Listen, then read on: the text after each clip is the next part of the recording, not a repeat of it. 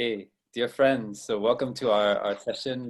This is we're sitting with Sebstjan of Ljubljana University Yeah. in Slovenia.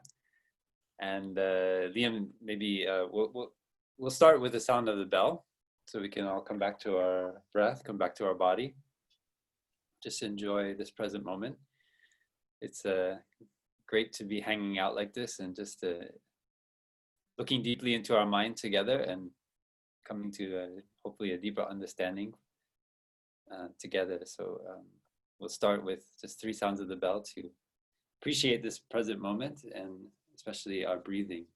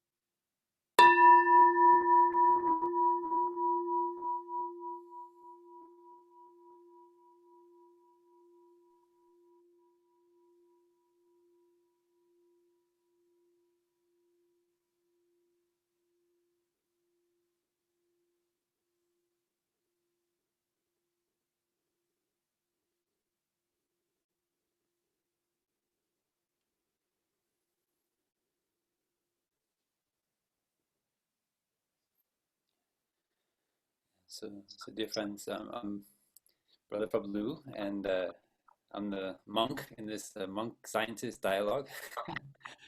And I'll pass it over now to Liam to introduce our guest today, Sebstjan. Hello.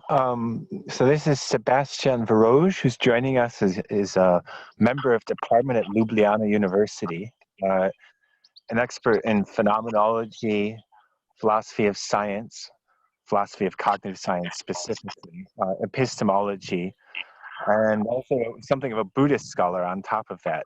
So very well placed to sort of translate between the Buddhist method of understanding our mind and the scientific understanding of mind. And so we decided to have him here to answer some questions about how we can interface between the teachings of the Dhamma and what science is discovering. Thank you for having me here. It's a pleasure and an honor, really. Great, and thank you for coming. I think Fat Blue, I think maybe one thing that we like to just ask people is just like, well, how they got here? Sort of your journey to where you are now, and specifically your interest in the Buddhist methods of understanding the mind. How you acquired an interest in that and how they inform the rest of your work in a broad sense. Oh yeah, I mean, actually, it's quite a complicated story, as it usually is. I assume. It was basically a very, very personal story in a certain sense, because it was related to my trying to somehow come to terms with certain, let's say, academic interests that I had, with certain, let's say, existential longings, existential seekings that I was undergoing. At a certain point in my life, I came across the work of Francisco Varela, and he somehow managed to provide a framework in which I thought I could combine some of the things that were becoming more and more relevant and interesting and important to me. I had this sense, this feeling of some sort of a discrepancy in my life where I became more and more interested in contemplative traditions, especially because of some of the, let's say, personal struggles I was going through with, as I already mentioned, some of the more academic approaches that I was also pursuing and that I found relevant. And there seemed to be a pretty big gap between these two broad areas of interest of research. And Varela's work somehow helped me to combine these two dimensions. And this happened, approximately 15 years ago. And it kind of opened up a whole new avenue for exploration, investigation, research, thinking. And I'm very grateful in a way that I was able to find this precious gem, and that's also why I'm very grateful to be able to work on the book, on the life and work of Francisco Varela at the moment.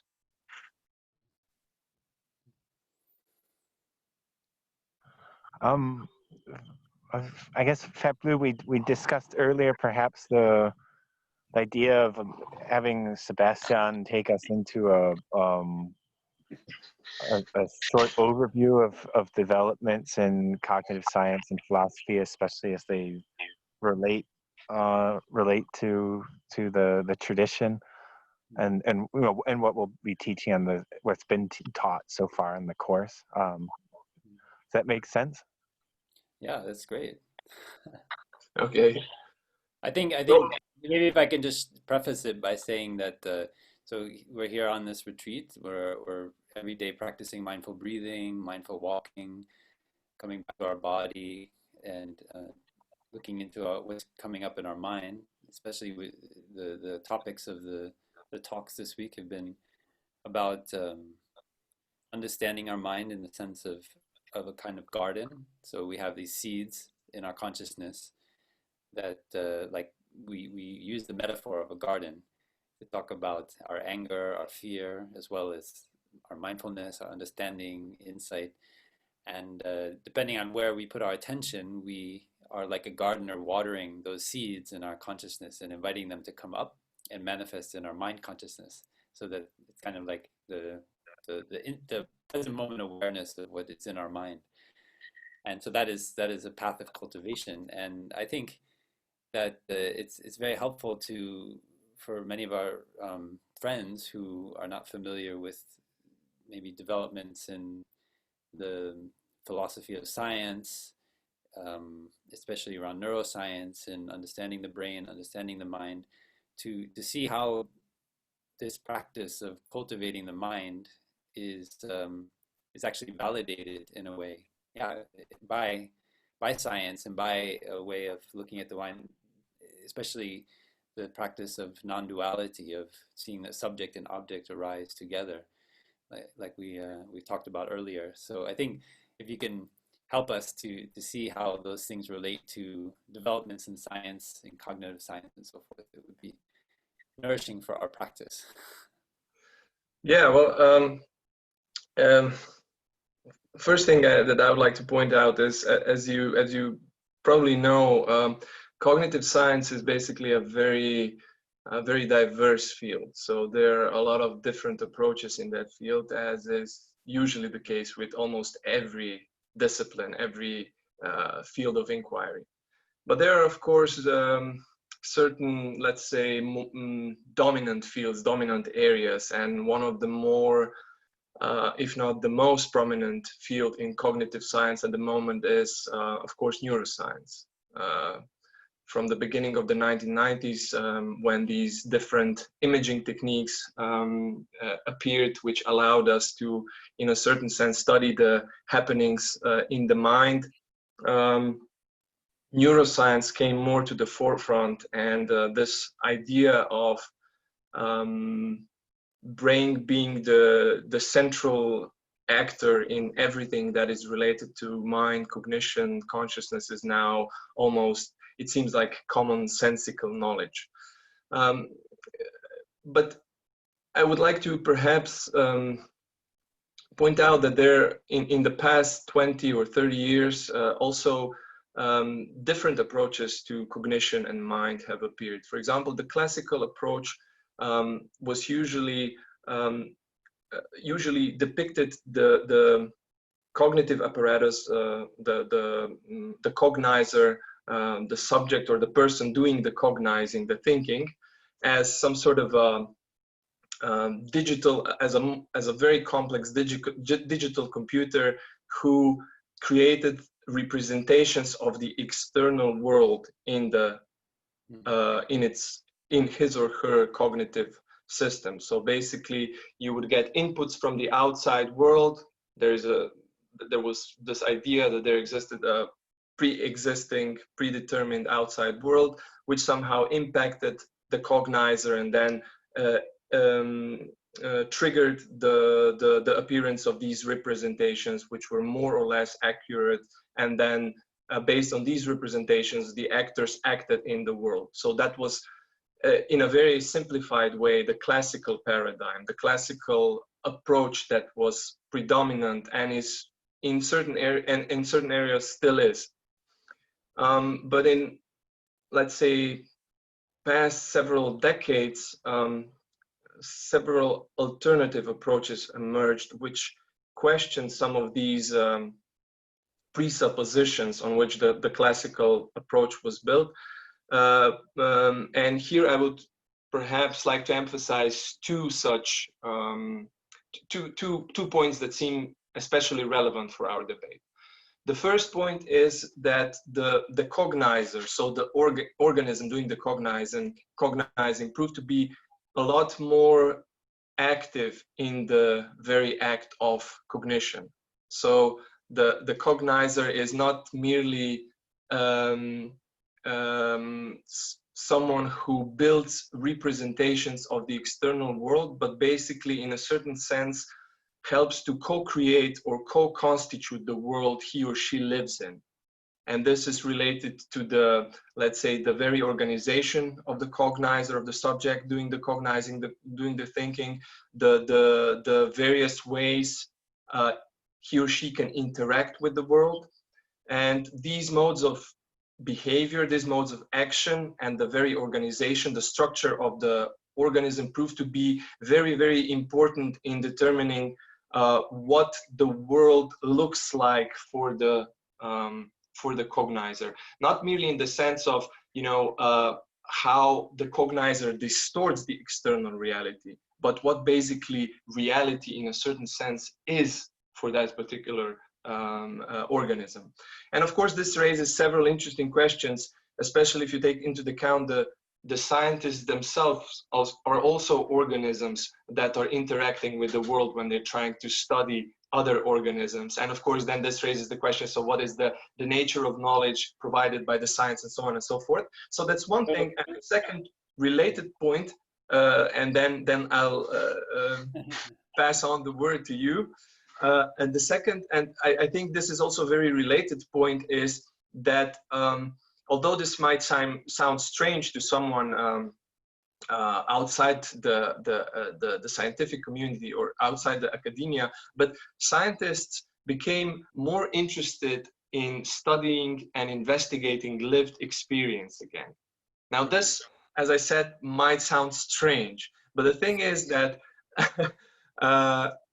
from, let's say, 1960s to 1990s, the idea of studying experience directly seemed strange, bordering on preposterous. So the idea was that you should study consciousness or mind more broadly indirectly, so via certain either behavioral patterns or certain cognitive mechanisms that you can somehow study from the external perspective, but not by actually going into the experience itself.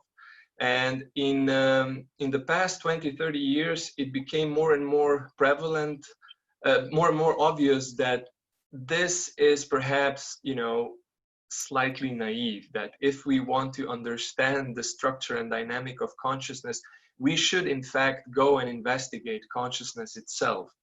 And this has brought several very interesting happenings, namely, for example, cognitive scientists became more interested in, on the one hand, certain philosophical traditions that were deemed to be obsolete or obscurantist, such as, for example, the phenomenological tradition, the tradition which always emphasized the importance of lived experience and going into the lived experience. And on the other hand, also contemplative traditions became all of a sudden more interesting, because they seem to be they seem to provide these practical know-hows in the forms of various elaborate, rigorous contemplative techniques that could enable one to study lived experience directly. So that, in a nutshell, I would say, are some of the happenings, some of the more recent movements in cognitive science that I think are particularly relevant for this debate. Mm.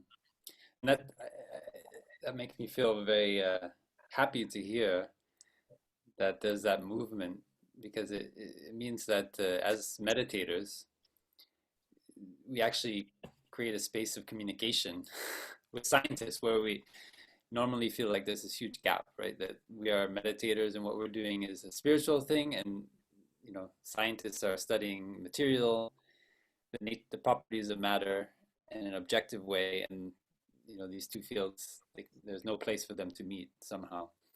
And so hearing that, like you yourself and many of the scientists that we've been talking with in the retreat are actually returning to this validity of experience is really that I think that brings me a lot of happiness because it means that it brings it back to the human level. I think that's sometimes as here I'm a monastic, but I was going to say as a lay person, it means I'm not a scientist in that sense.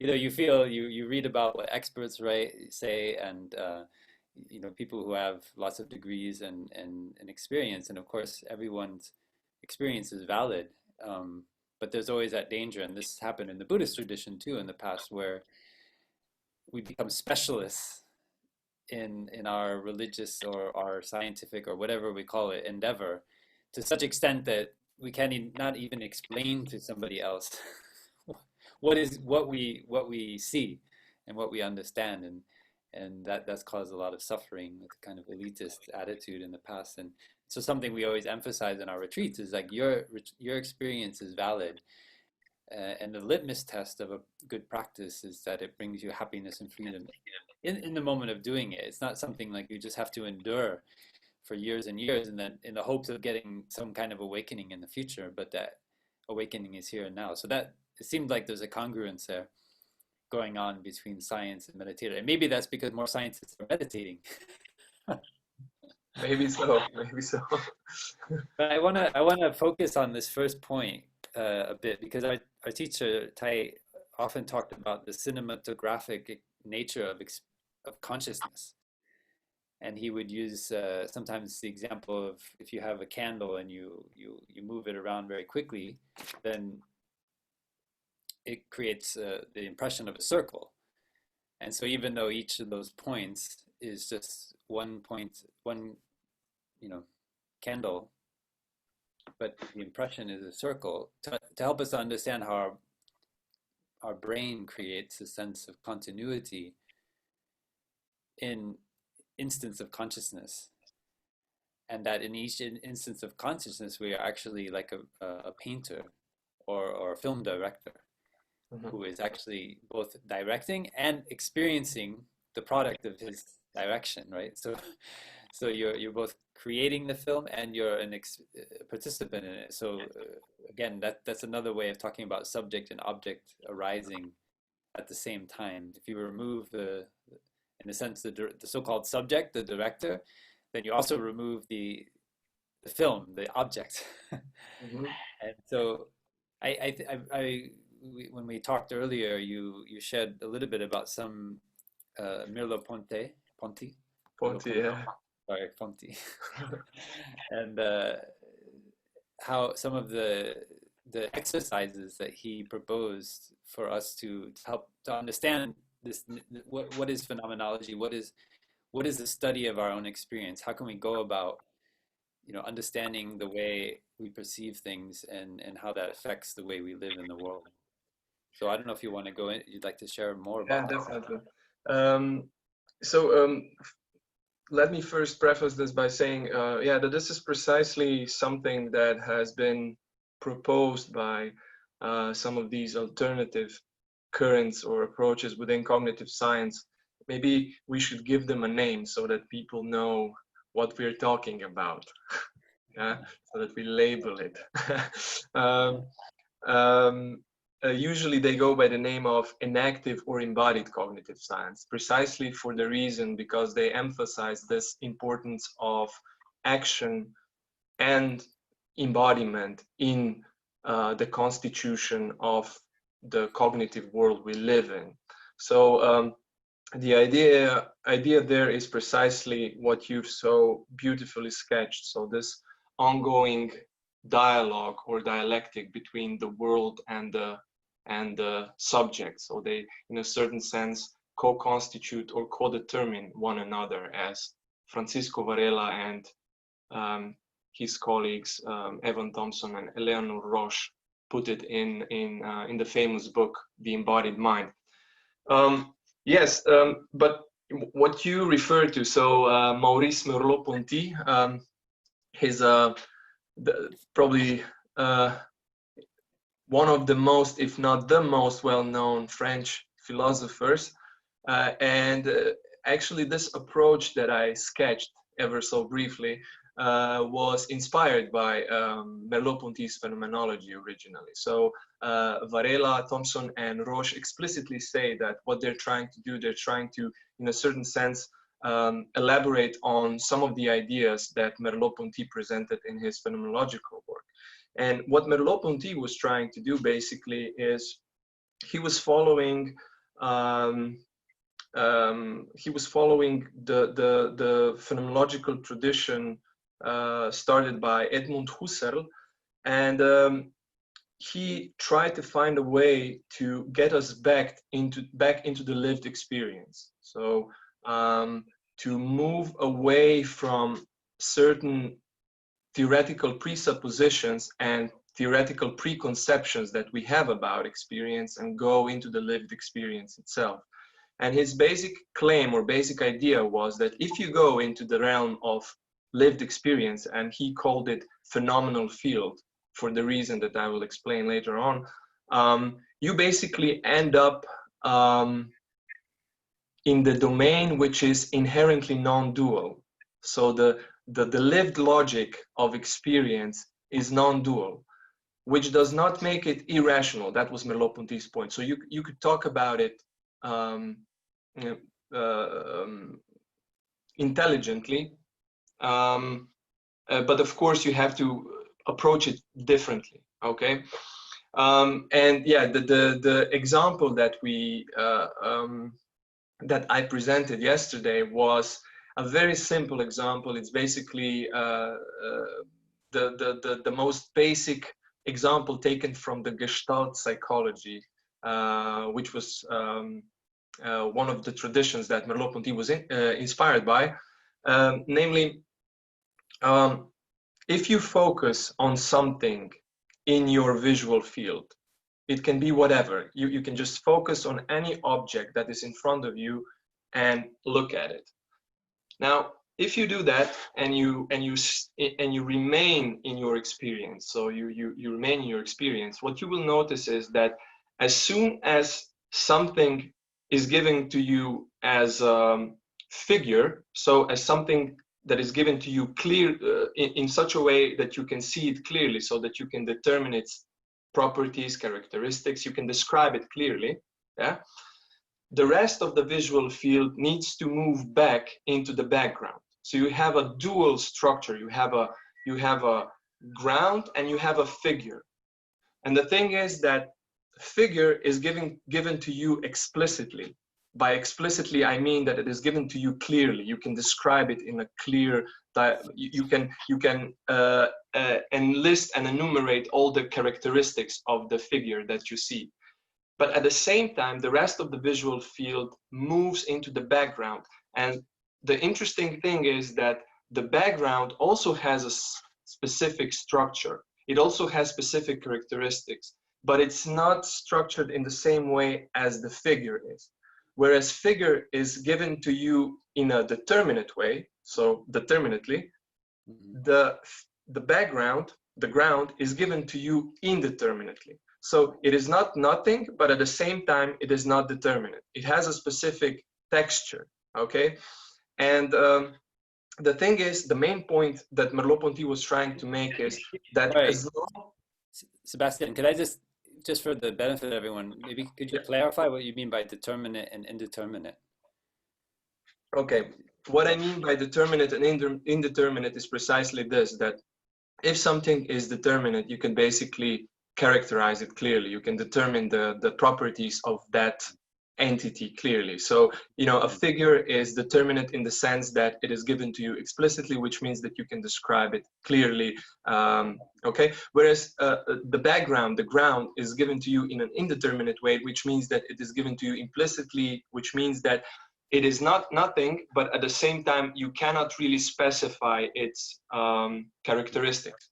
Okay. Now, the important thing is that as long as you stick into, so as long as you remain in the experience, whenever you try to shift the figure from one figure to something else, the background will shift as well. So the main point here is that you have a dual act always happening. There is no figure without a ground and no ground without a figure. And one way of thinking about this, and I took this from a British physicist turned phenomenologist, Henry Bortoft, who said that in the lived experience, what you have is you have a relation that he calls differencing relating. So in order for you to have a figure, in order for you to have a figure standing out from the ground, there has to be a difference. But at the same time, for a figure to be a figure and a ground to be a ground, you have to have both aspects. So there has to be a relation. So there is this dynamic logics of differencing relating that is inherent to the lived experience. But there's another element, and this is where I'll end this little description or narrative. Namely, what is given to you, what is given as a figure or ground is determined by the attitude, the attitude taken by the observer. So the observer, the bodily attitude, the bodily orientation towards the visual field will determine what will be given as a figure and what will be given as a ground. And now here comes the nice twist, namely, the ground will provide possible anchors for further movements of that behavior. So the observer, in a certain sense, structures the visual field, but then the visual field beckons or calls forth further actions from the observer. And by doing so, it changes the observer. In a sense, it gives birth to a specific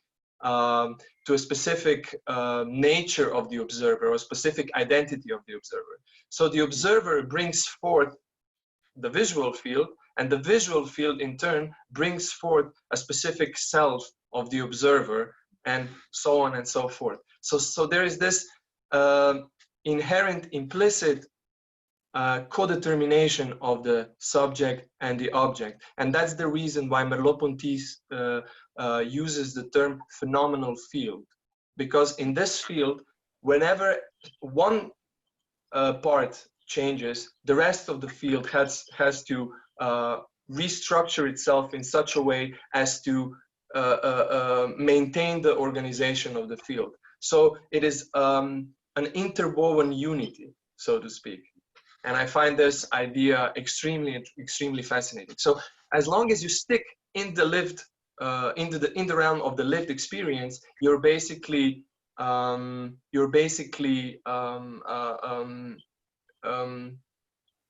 you find yourself in the domain of the non-dual, so to speak.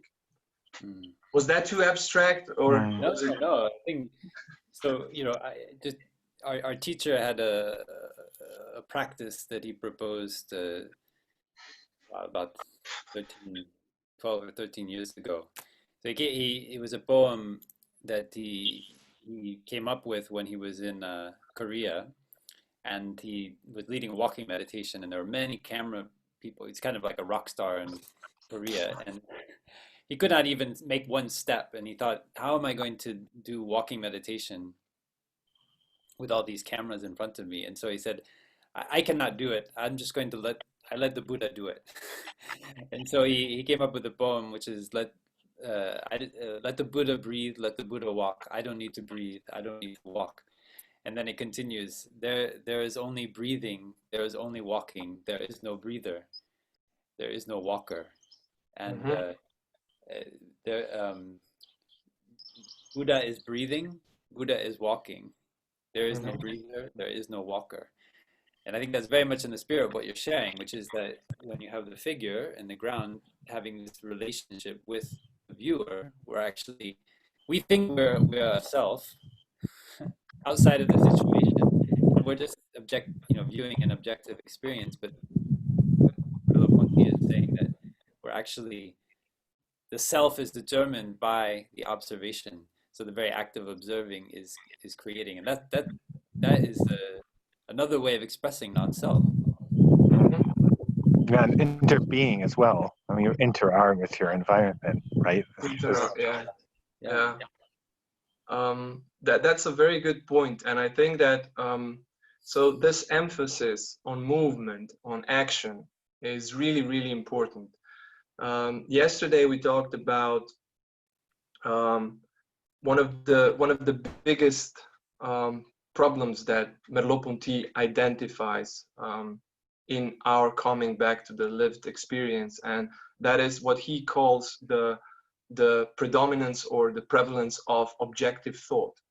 And what he means by that is that we already have a certain preconception about what the reality is really like, so that there exists an external world which consists of objects that are, in a certain sense, these mathematical, geometrical objects that exist each on its own, and they are causally interrelated. And when you basically try to get back to the experience, what you do, you try to project this image into the experience itself, instead of trying to figure out how this image arises within the experience. So how objectivity gets constituted in the dynamic flux of the experience.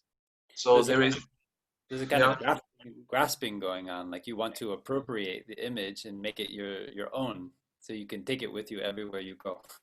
Precisely. That's actually a really good way of thinking about it, because Merleau-Ponty says that it is in the nature of human perception to kind of ends up in objects. So whenever your visual field kind of gravitates towards objects in it. Yeah, but these objects, as I've said, are basically co-determined with everything else within your experience. But it takes a specific stance, a specific reflective stance. We could call it also a mindful stance, to observe this, to see how all the segments of your phenomenal field are basically interrelated. You know, when you're in your everyday dukkha state of mind, you're basically moving in the realm of objects, and you basically, in a certain you are moving in a world that seems to be pre-structured, predetermined, so without any contribution on your part. But you know, taking this reflective stance shows you how basically the world you live in and you yourself, so who you are actually much more closely intertwined than you can fathom or grasp in your everyday activities, particularly when engaging in conceptual thought. Okay. Yeah, so I was just reminded of one thing Tai trained us in is to take each step in mindfulness, and that when we walk mindfully on the earth, we actually transform the entire experience. So the way he expressed it was, you make it a legendary moment. And I think what I'm hearing from what you're saying is that when we transform the way we look at something, so we're no longer grasping at it as something we're going to appropriate, but rather just move through the world, for example, with mindfulness. So it means we're not grasping onto anything. We're letting go of our, even of trying to hold on to the experience itself. Then we're actually kind of entering a flow of relationship between subject and object arising simultaneously, and what we are experiencing inside of ourselves is just in a sort of perpetual relationship with what is around us, what is the formations that are coming up within us, whatever is the object of our attention, and which is another way to express seeing this moment as a legendary moment. It's something that is a phenomenon, a wonder that is manifesting through our body and mind in a lived experience in the present moment. But as long as we continue to just think and grasp on to, you know, this kind of limited conversation or whatever, then we're only just we're moving through the world, but we're not recognizing or honoring this intimate experience of relationship between subject and object that is arising in every moment. That's actually a very nice way of phrasing some of the things that we've been just talking about. What came to my mind at this moment is that I think that one of the problems, perhaps, in for example, when scientists and, let's say, Buddhist practitioners, or for that matter, phenomenologists, start talking about consciousness, is that they use the same term, but they don't really mean the same things. And even my saying that was problematic, because I said they don't mean the same things. So you see, the reification, the objectification of everything is so deeply rooted in us that already the way we speak, you know, kind of predisposes us to doing exactly that. So to try to understand everything through the lens of the notion or the idea of object in one way or another. But what I mean by what I've said, so the fact that scientists and Buddhist practitioners sometimes talk past one another, is that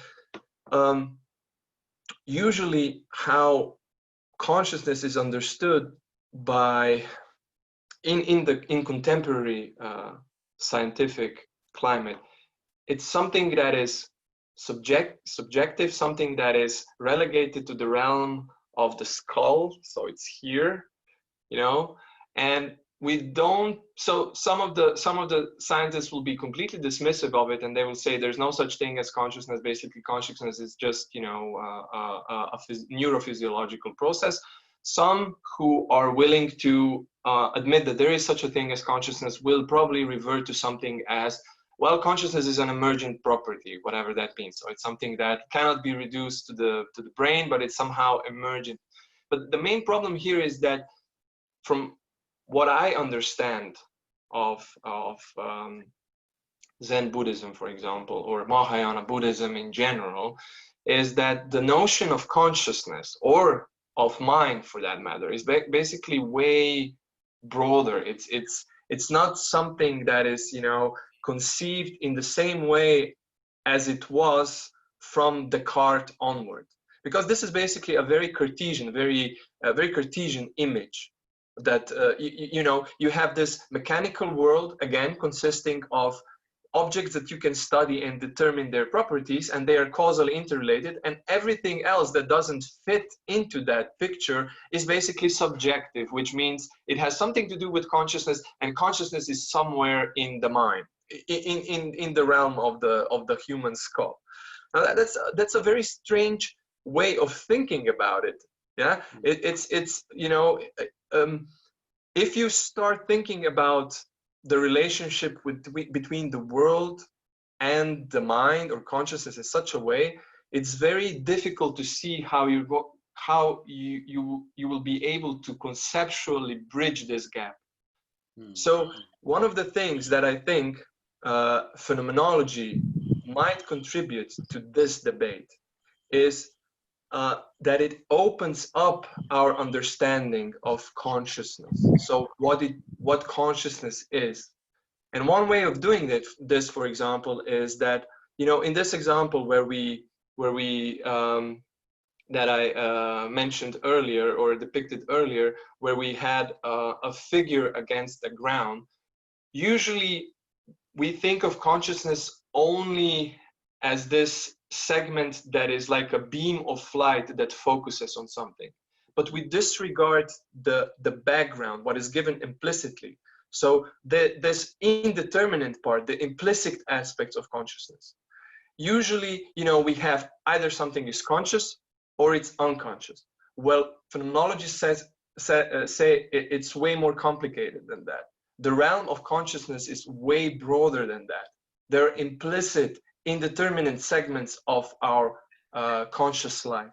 And I think that this is something that could be brought into the dialogue with some of the conceptions of consciousness and mind in the Buddhist tradition a lot more productively, I would say. And I think that this type of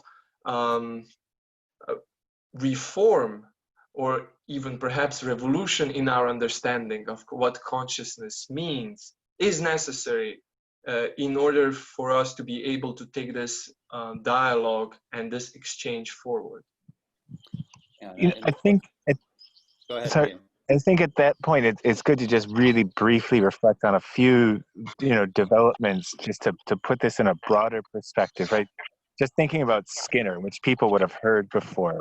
That at some point there is this idea in psychology of behaviorism, because you can observe behaviors, and so the psychology just focused on explaining behaviors, like what rats did after you kind of stimulated them one way versus another, because you can't, then you don't have to look inside the mind at all, right? If you want to sort of look, if science, everybody has to look at the same stimulus and then talk about the same stimulus, so they can have an experiment where they are attending to the same thing and then discussing the same thing. They have to focus on behavior rather than just looking inside their minds and sharing about that, right? And that whole episode in history where we were trying to understand the mind just purely by behavior, people will remember, and shows you like where we've come from. That was only 70 years ago. And at the same time, Marvin Minsky, I think, there's a famous vision scientist, Donald Hoffman, who shares the story that Marvin Minsky, who was an early artificial intelligence researcher, gave vision to one of his students as a summer project. Essentially, he thought that they could describe all human vision just in a summer project. And like 70 years later, we're still working on it. And the reason why that it comes about is because if you come from the view of the world just being there as we're taught to think, not you creating the world as we've been talking about, then it seems so obvious, right? The whole role of us in creating what's in front of us was outside of the perspective of science. So science is kind of reliving the whole process that we relive in the practice of realizing, oh, I'm creating all of this, right? It seemed reasonable to them to think that they were going to understand the mind and the summer vision of the summer project, because they're looking at in front of them and saying this, oh, this is just here, the same way that we look at our surroundings is just here, and then have to question, is it really just here, or are we kind of putting it there, through a very elaborate unconscious process of directing the movie. And so it's interesting to watch science having that same perspective. And one last thing is I think that one element of the practice that people will miss is having a lot of interactions with other people, because this is one of the ways we can see how we're creating things very strongly in a day-to-day experience. Because oftentimes we think someone hates us, or they have this or that motivation. We have a very clear experience of the inner life that has a feeling and the intentions of another person. And then they say something and we realize, oh, I just made that up completely. It was totally real to me, but then I made it up. And we get that experience really strongly in the practice and in community and Dhamma sharing as well. So if people, reflect on their interactions with their family, we realize oftentimes how much we're creating everything. And so I think that's a powerful process of transformation, is just looking at your personal relationship. Yeah, and if we could just bridge, I think that's a perfect segue into what I was thinking. We could bring all of what we've been learning here about the ground and the figure and the evolution of cognitive science and the differencing and relating exactly to that point, which is to the suffering, the experience of suffering, and how we are creating suffering in our mind. So we're seeing from a different direction, from phenomenology, from cognitive science, from behaviorism into the present, how we've been evolving and understanding the way in which our consciousness is creating, perhaps we could say in an implicit way, our experience of the world that we feel like we're just seeing. And so we experience anger, frustration, sadness because of something that is created in our own mind, right?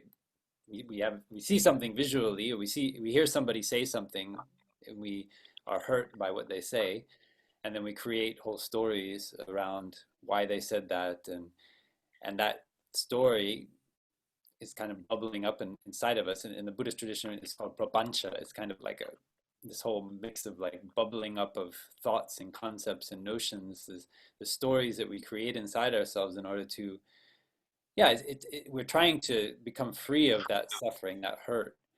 But in a way, usually we're only nourishing it even more, creating more suffering by that story, because of course that story oftentimes then diverges from the lived experience.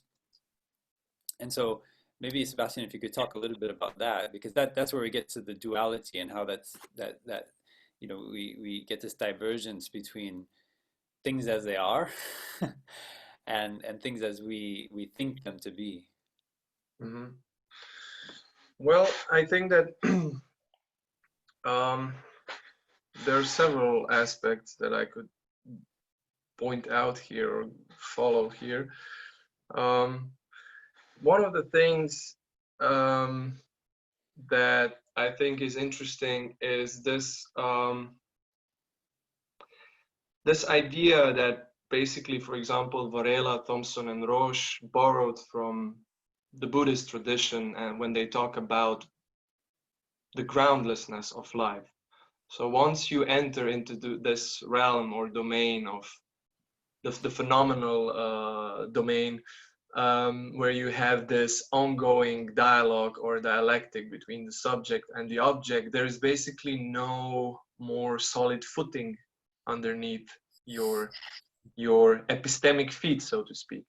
Because what happens is that this idea, this Cartesian idea, or perhaps it's even way older than that. So this idea of being a self-enclosed something with the world that is existing outside of you being also a self-enclosed something kind of falls apart.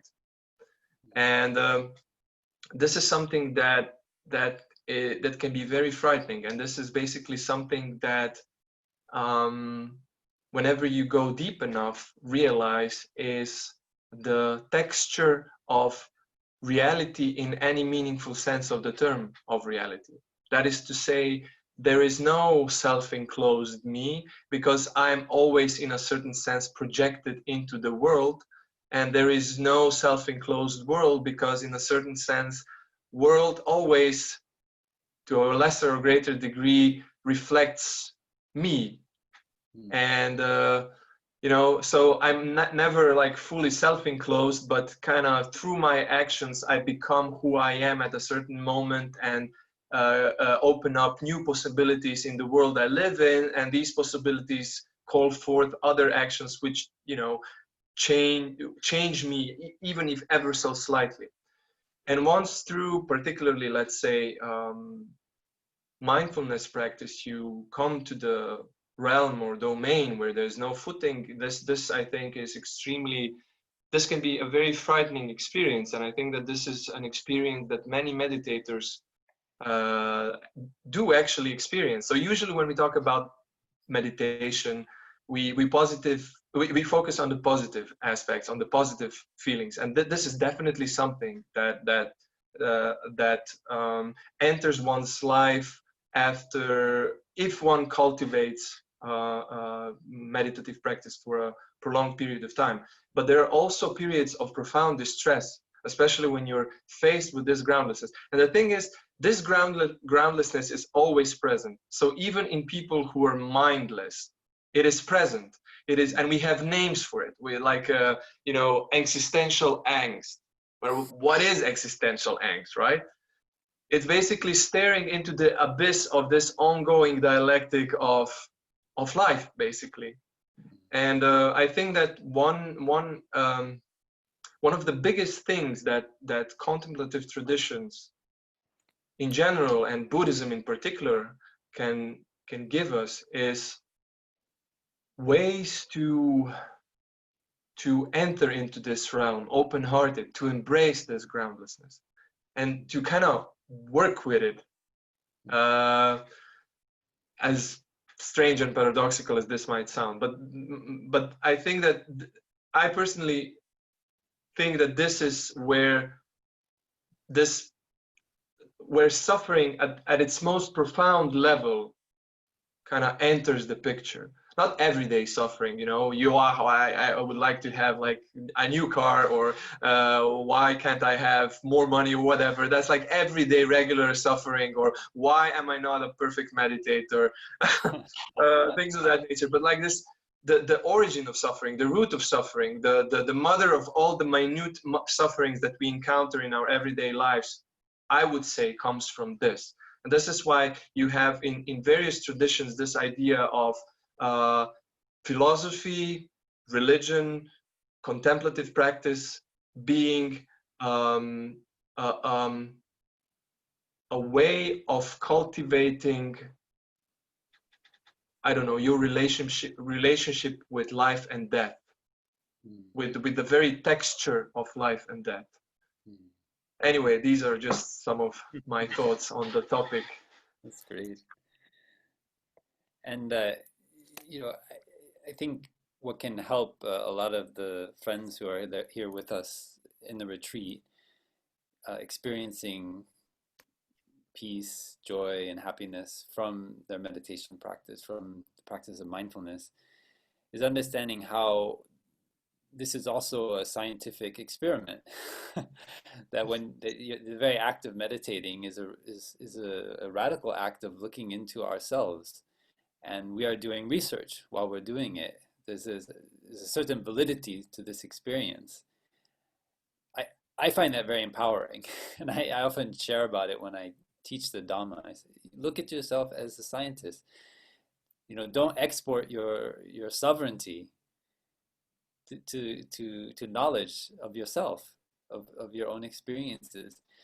So if we could just maybe to bring this all full circle, we started out talking about experience, and now we've gone through non-duality, looking into ways of perceiving the world, and then how we can embrace suffering.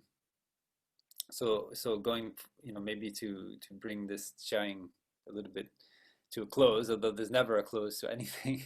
I know you, amongst many other interests that you had, you translated the William James's Varieties of Religious Experience into Slovenian. And so in very much the spirit of that book, which transformed and actually built a modern sense of psychology in the West, it was a coming back to the validity of experience, of how each of our experiences is valid. And so even the slightest suffering, or the deepest, as you say, existential angst, is something that you can't say is right or wrong, right? So it's beyond notions of right or wrong. This is real experience. And so maybe how you respond to that, or how can you help bring us forward in this retreat? I would say that it is definitely refreshing that these questions are becoming again more prominent in, let's say, academic community. This was precisely one of the things that was started by the phenomenological tradition, trying to look into the experience and find different ways, different forms or ways of validity. So what constitutes validity within a given experience? And of course, this opens up a whole plethora of questions about, what is knowledge, what is valid knowledge, what is justified knowledge, and so on and so forth. So what is evidence, for example? I think that there's a lot of work to be done in this domain. And I think that these types of dialogues are extremely useful and precious in this regard. And I think that one other thing that I would like to maybe point out here is that when these dialogues between, let's say, science and contemplative traditions happen, it is well known and that sometimes these dialogues can turn into implicit monologues. We talked about this. What I mean by that is that scientists do have this tendency to listen to what the other person is saying and then somehow translating it into scientific terms. So, for example, you go and study meditators, and then you get some brain scan images, and then you have a valid account as to what is really going on. Now, one thing I would like to say here is that for the most part, from my experience, most scientists do not do this from some sort of epistemic arrogance. So it's not like that they necessarily think that well, our modes of knowledge are better than yours, and we will simply run them over. But it's just it's just something that is related to scientific education, to becoming a scientist.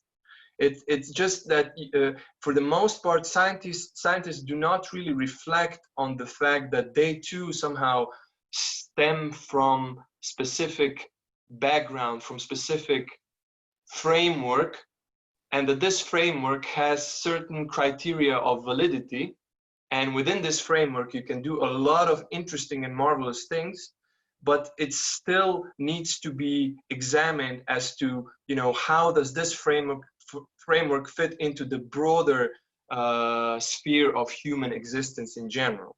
So what I want to say by this is that these encounters, although they sometimes can move in the direction of monologue, are, I would say, in the long run beneficial. Why? Because it is usually when we encounter forms of life, in quotes, yeah, that are different from ours, that we actually become aware of certain presuppositions that we take for granted, but we don't really have the ability to perceive in our everyday lives. Because when we are embedded in our everyday lives, everything runs smoothly, so you don't really see that, you know, you cherish certain presuppositions. It's like a fish swimming in the sea, yeah. As long as it's in the sea, it does not know what the water is. It's only when you take it outside of water that it realizes, oh gosh, right? What was that marvelous thing that I had and I took for granted? So what I'm trying to say is that these confrontations actually are really nice opportunities for us to reflect on these presuppositions that we have, and, well, basically to first of all become aware of them, and then try to understand them and see where the other person is coming from. And this is where the dialogue can really start. So when you start talking on this meta level, on this second level, where you can basically start comparing different understandings of what it means to know something, you know, what are the valid criteria for knowledge, what is evident, the evidence, and what gets constituted. Let me finish off with one small comment. Usually people tend to get nervous when scientists are too loose with the term of proving something. So science has proved that this is the case, and so on and so forth. And this can be somewhat unnerving. But I think that this is actually, in itself, it's not that problematic. I think that, you know, this is not the core problem in these types of debates. Let me try to explain why. If we agree on the rules of a certain game, say chess, yeah? Once we agree on the rules, then we can also agree on what it means to play a certain game well. So what a good move would be in the context of the chess. But that's only once you all to touch this groundlessness within ourselves. Notice all the frameworks of our mind, our ways of the games of chess, the rules of chess that are always there in our daily functioning. We don't recognize them and see. We don't need to prove anything. Just enjoy the sound of the bell and come back to our breathing.